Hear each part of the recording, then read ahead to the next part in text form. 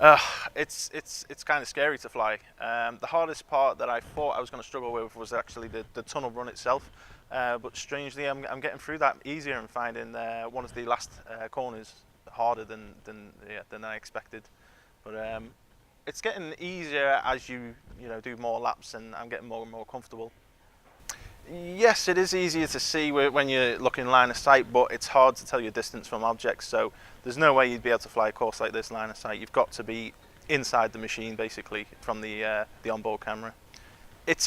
Personally, I find it easier to have the goggles on than fly line of sight.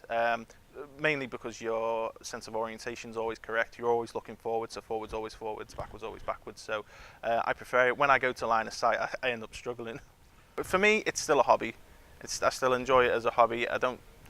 It's definitely going more towards a sport, I'd say. But yeah, it's just a hobby for me. I would like it to go further. If it was ever possible to go professional, then that's the way I would go, and it would definitely become a sport then if you could quit your job and do this, full time.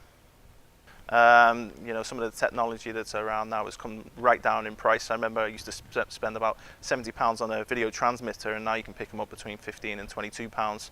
So the technology's definitely coming down, and it makes it more accessible to people that have got a lower budget or not too sure about it, and they just want to dip the toe in and try with a cheaper cheaper equipment. Then yeah, it's definitely more accessible than it used to be.